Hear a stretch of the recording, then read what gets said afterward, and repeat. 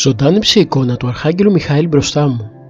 Το συγκλονιστικό θαύμασε πατέρα που προσκύνησε για το καλό του γιού του. Από την ημέρα αυτή που πήγα να προσκυνήσω, όλα άλλαξαν.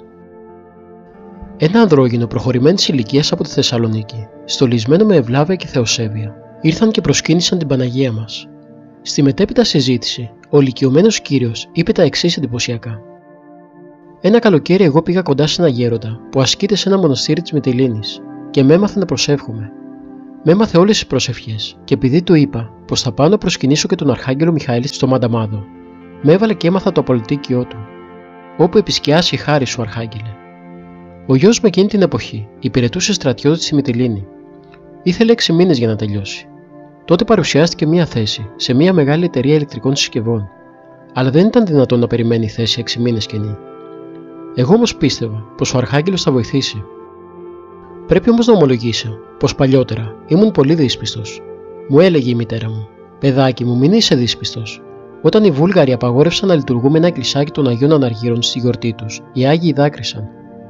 Εγώ με το χέρι μου, με το δάχτυλό μου, σκούπισα το δάκρυ τους από την εικόνα. Από την ημέρα όμως αυτή που πήγα να προσκυνήσω τον Αρχάγγελο και να προσευχηθώ για το γιο μου, όλα άλλαξαν. Ενώ ήμουν γονατιστός μπροστά στην εικόνα του και του έλεγα: «Κάνε κάτι, Αρχάγγελε, να τακτοποιηθεί το παιδί μου, να πάρει τη θέση αυτή», μετά σηκώθηκα να σπαστώ την εικόνα του. Καθώς το βλέμμα μου έπεσε στο πρόσωπό του, ταράχθηκα και συγκινήθηκα μαζί. Η εικόνα είχε ζωντανέψει μπροστά μου, τα μάτια του ανοιγόκλειναν και τα χείλη του κινούνται. Αυθόρμητα φώναξα τη γυναίκα μου που ήταν εκεί κοντά, αλλά ώσπου να έρθει εκείνη δεν είδε τίποτε. Από τότε κοιτάω με δέος την κάθε εικόνα. Όταν θέλει ο Θεός, αυτές ζωντανεύουν. Όσο για τη θέση στην εταιρεία, κατά θαυμαστό τρόπο κρατήθηκε κενή για 6 μήνες και την πήρε ο γιος μου. Ο Αρχάγγελος Μιχαήλ είναι ο πιο ένδοξος και λαμπρός ταξιάρχης των ασωμάτων δυνάμεων. Στην Παλαιά Διαθήκη, ο Αρχάγγελος Μιχαήλ εμφανίζεται στον Αβραάμ κατά τη θυσία του Ισαάκ, στον Λότ όταν τον λύτρωσε μαζί με την οικογένειά του από την καταστροφή των Σοδόμων. Αυτός προπορευόταν των Ισραηλιτών όταν ελευθερώθηκαν από τη σκλαβιά των Αιγυπτίων, με τη μορφή νεφέλη στην ημέρα και φωτιά στη νύχτα. Τους έδειχνε το δρόμο προς τη γη της Επαγγελίας. Ο Αρχάγγελος Μιχαήλ κατέχει εξέχουσα θέση στη συνείδηση του λαού μας. Σύμφωνα με τη λαϊκή παράδοση, ο Μιχαήλ θεωρείται από το λαό ότι είναι ο ψυχοποπός άγγελος. Ο Αρχάγγελος Μιχαήλ, ταξίαρχος και αρχιστράτηγος, είναι επίσης και ο προστάτης Άγιος της πολεμικής αεροπορίας.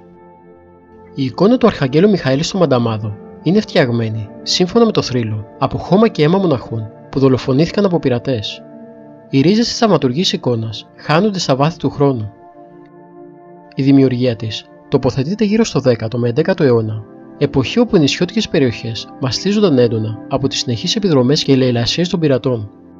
Διάφορες παραδόσεις λένε ότι ο Αρχάγγελος Μιχαήλ εμφανίστηκε στο Μανταμάδο στην προσπάθειά του να διαφυλάξει τη μονή της περιοχής. Όταν εξέπεσαν οι πονηροί άγγελοι, που ονομάζονται δαίμονες, συγκεντρώθηκαν όλα τα απουράνια τάγματα και ο Αρχάγγελος Μιχαήλ στάθηκε στο κέντρο και αναφώνησε: «Στόμεν καλός, στόμεν με τα φόβου Θεού». Και αμέσως οι άγιοι άγγελοι στάθηκαν πιστοί προς το Θεό και δεν ακολούθησαν την πονηρή σκέψη του Ιωσφόρου. Έτσι, επειδή με αυτή του την κραυγή, ο Αρχάγγελος Μιχαήλ επανέφερε στην τάξη τα τάγματα των αγγέλων και σταμάτησε την κάθοδο και την πτώση τους. Γι' αυτό προς τιμήν αυτού του σταματήματος, που επιτελέστηκε με τη φράση «Στόμεν καλός», προήλθε και το όνομα Σταμάτης και το όνομα Σταματίνα.